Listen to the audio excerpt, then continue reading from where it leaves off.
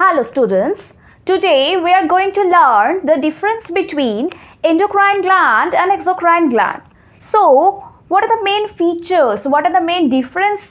So, let us know the main difference between endocrine gland and exocrine gland.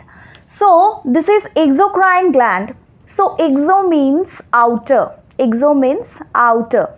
And endo means inner. Endo means inner. In biological term, exo means outer, endo means inner.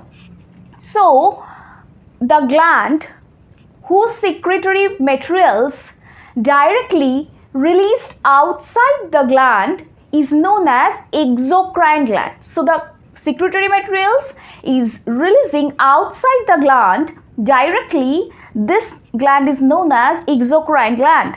So, endocrine gland means the gland whose secretory material secretes inside this gland only. This gland is known as endocrine gland. So, in case of exocrine gland, first point is have ducts to transport their secretion. So, what I said that exocrine glands having duct to take its release, take its secretory material directly from the gland, and this secretory material is carried by this duct and it's directly go to the site of action. Whereas in case of endocrine gland, there is no duct and this secretory materials is not carried by the duct. Understand? So here in the next point, you see this secretion is carried by duct to the place of action. So as I said, in case of exocrine gland, this exocrine glands having the duct, and this duct carry this secretory materials from the gland to its site of action. As because this site of action and the site of production is very close, and this site of action and the site of production, a site of secretion, is directly connected by the duct. That duct have duct. So the exocrine glands having duct and the secretory materials directly secreted from the gland that directly transported to the site of action by the duct. As because site of secretion and the site of action is very close. Understand?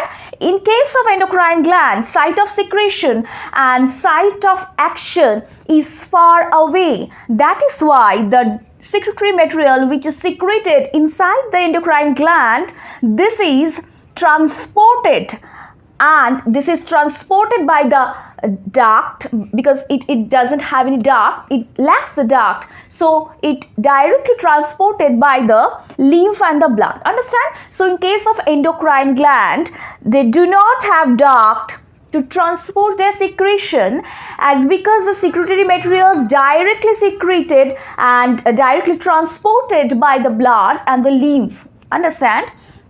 So the secretion is circulated throughout the body.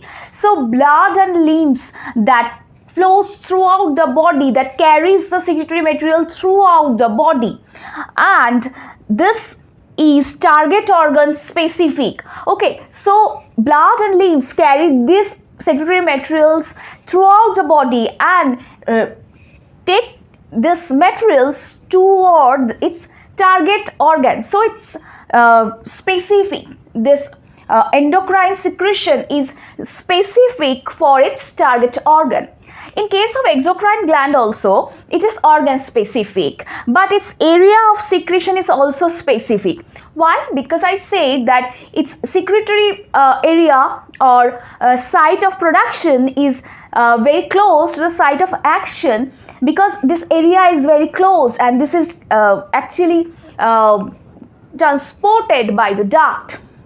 So these are the points regarding exocrine glands, and these are the difference between exocrine glands and the endocrine glands. Now come to some examples. See, exocrine glands like liver, sweat gland, sebaceous gland, these are the examples of the exocrine glands.